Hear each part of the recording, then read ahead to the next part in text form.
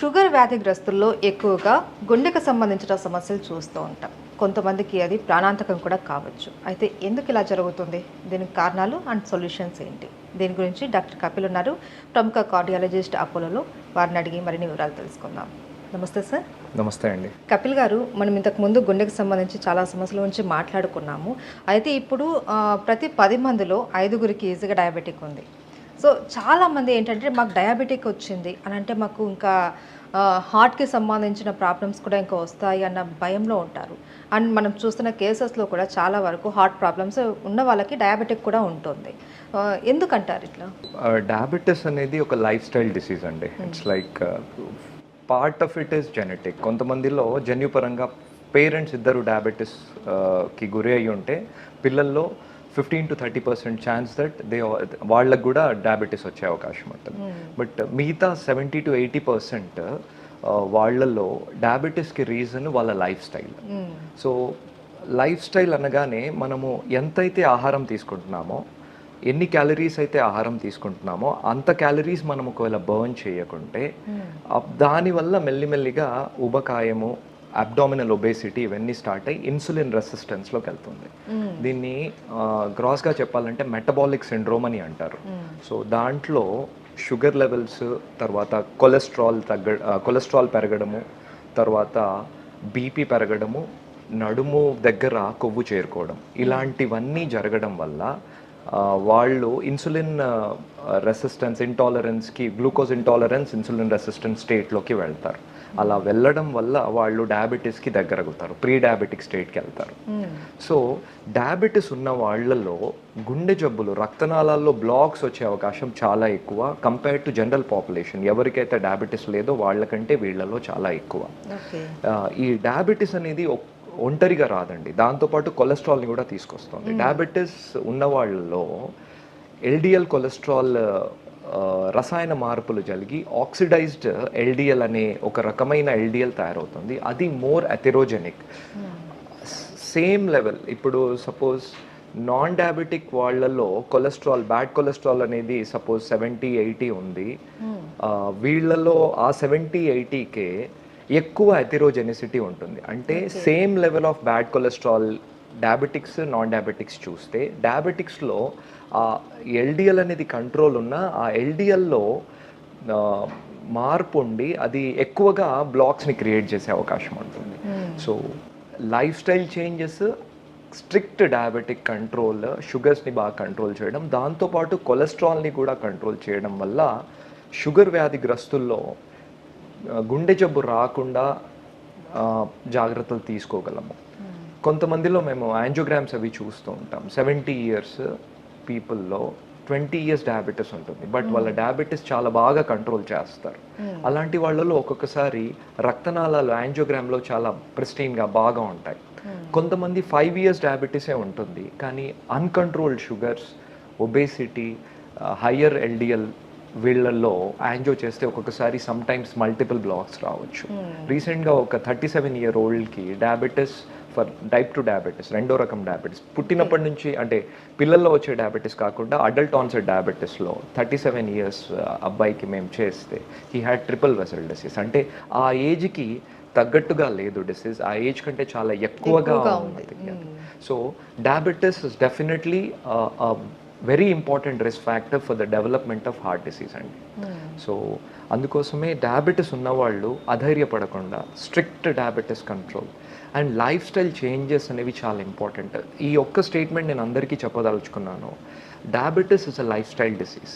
So మీరు మీరు మింగుతూ ఉన్నారు, బట్ లైఫ్ స్టైల్ని మీరు మార్చట్లేదు అంటే అది పైన మాత్రమే ట్రీట్ చేస్తున్నట్టు, ఇన్ డెప్త్లో ట్రీట్మెంట్ జరగట్లేదు. ట్యాబ్లెట్స్ తీసుకుంటే ట్యాబ్లెట్స్ తగ్గిస్తాయి, బట్ మీ ఒరిజినల్ స్వరూపం లోపల అలానే ఉంది అంటే మీ డైట్ మీరు చేంజ్ చేయలేరు, మీ ఎక్సర్సైజ్ పెంచట్లేదు డ్యూరేషన్, మీ స్ట్రెస్ని తగ్గించుకోవట్లేదు అంటే డెఫినెట్గా ప్రోగ్రెసివ్గా మీకు ఇంజురీ జరుగుతూనే ఉంటుంది.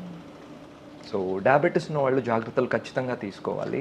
రెగ్యులర్ చెకప్స్ కూడా ఇంపార్టెంట్ అండి. అంటే రెగ్యులర్గా మనం ఎలాంటి చెకప్స్ చేయించుకోవాలి, ఎప్పుడెప్పుడు చేయించుకోవాలి? 5 years into diabetes if they are, అంటే వాళ్ళలో షుగర్స్ అనేవి బాగా కంట్రోల్ ఉన్నాయంటే yearly once cardiology visit is enough అండి. But other risk factors add అవుతున్నాయి అనుకోండి, డయాబెటీస్ మాత్రమే ఉంటే yearly once cardiac checkup is enough అండి.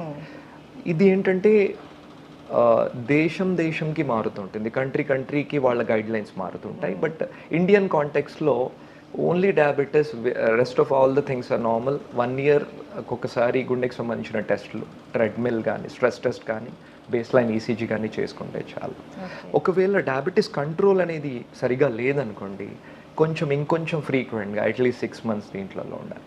వాళ్ళలో గుండెకి సంబంధించిన సిమ్టమ్స్ గురించి ఎడ్యుకేట్ చేయడం అనేది చాలా ఇంపార్టెంట్. డయాబెటీస్ ఉన్న వాళ్ళలో బ్రెత్లెస్నెస్ ఆన్ ఎఫర్ట్, నడిస్తే ఆయాసపడడం, ఇన్ని రోజులు లేని నడిస్తే ఆయాసపడడం రావడము, మెట్లెక్కితే ఆయాసపడము, త్వరగా అలసిపోయినట్టుగా ఉండడము, ఇలాంటివి ఉంటే త్వరగా డాక్టర్ని కలవాలి. ఇలాంటివి లేదు అంటే at least 6 monthly, even if your sugars are not control, 6 monthsకి ఒకసారి కలిస్తే చాలు.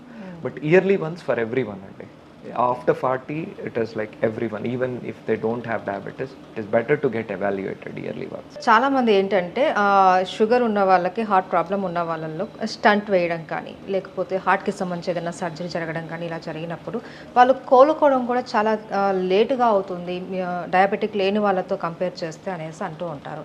సో అలాంటప్పుడు మనం ఏం చేయాలి, ఎలాంటి జాగ్రత్తలు తీసుకోవాలి, ఇంకా ఎక్కువ ఏమైనా ప్రికాషన్స్ తీసుకోవాల్సి ఉంటుందా?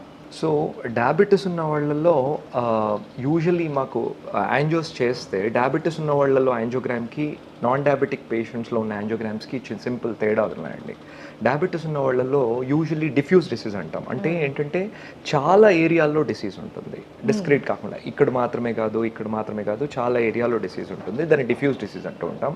మల్టిపుల్ బ్లాక్స్ ఉంటాయి, మల్టిపుల్ ఆర్టరీస్ ఇన్వాల్వ్ ఉంటాయి. ఒక్కొక్కసారి అసోసియేటెడ్ కిడ్నీ డిసీజ్ ఉంటే కాల్షియం కూడా అక్కడ డిపాజిట్ అయి ఉంటుంది. అదే నాన్ డయాబెటిక్స్ ఉన్నారు, కొంతమందికి వేరే రిస్క్ ఫ్యాక్టర్స్ వల్ల గుండె జబ్బు, హార్ట్ అటాక్ లాంటి సస్పెక్ట్ చేస్తే, వాళ్ళలో చేస్తే యూజువల్లీ ఒక ఏరియాలో ఉంటుంది, లేదా ఒక ఆర్టరీలో మాత్రమే, లేదా 2 ఆర్టరీలో ఉంటుంది. So multi vessel disease, multiple blocks ఉండేది డయాబెటిక్స్లో చాలా కామన్. డిఫ్యూజ్ డిసీజ్, సైజ్ అనేది యూనిఫామ్గా థిన్ అయిపోతూ ఉంటుంది, రక్తనాళం సైజ్, అది యూజువల్లీ డయాబెటీస్లో ఉంటుంది. డయాబెటీస్ అండ్ ఫీమేల్ జెండర్ అండి, ఆడవాళ్ళలో diabetes with obesity is not a good combination. వాళ్ళల్లో పర్టికులర్లీ పోస్ట్ మెనోపాజల్, నెలసరి ఆగిపోయిన తర్వాత వాళ్ళల్లో ఈ డయాబెటీస్ ఉండి, ఉభయకాయం ఉండి 50 సంవత్సరాలు దాటిన ఆడవాళ్ళల్లో యూజువల్లీ డిసీజ్ అనేది చాలా డిఫ్యూజ్గా ఉండే అవకాశం ఉంటుంది. సో జాగ్రత్తల పరంగా వస్తే మనం ఇంతకుముందు డిస్కస్ చేసినట్టుగా రెగ్యులర్ చెకప్స్ అవి చేసుకోవాలి.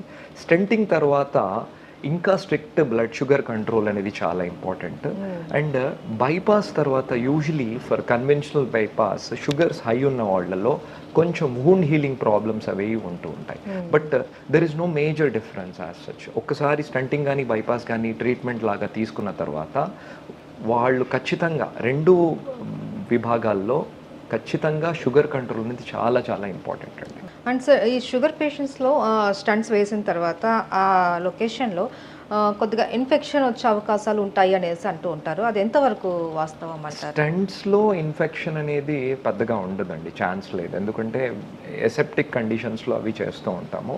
యూజువలీ పోస్ట్ బైపాస్ యూజువలీ ఒకప్పుడు ఉండేవండి. ఇప్పుడు because of the antibiotics and all, because of the more learning about the conditions and అవన్నీ చూడడం వల్ల ఇప్పుడు ఇన్ఫెక్షన్ రేట్ అనేది చాలా తగ్గింది. యూజువలీ వూండ్ హీలింగ్ ప్రాబ్లమ్స్ అండి, షుగర్ ఎప్పుడు ఎక్కువగా ఉంటుందో బ్యాక్టీరియాకి అదొక మంచి ప్రదేశం అన్నట్టు. సో అందుకోసం అవి గ్రో అవుతూ ఉంటాయి. But with the antibiotics that we have and laminar flow theatres ఇవన్నీ రావడం వల్ల మనకి ఇన్ఫెక్షన్ రేట్ అనేది తగ్గిందండి. దాని గురించి ప్రస్తుతానికి వరి అవ్వాల్సిన అవసరం లేదు. డెవలప్మెంట్ ఆఫ్ డిసీజ్ దగ్గర మనం ఎక్కువ కాన్సన్ట్రేట్ చేస్తే సరిపోతుంది.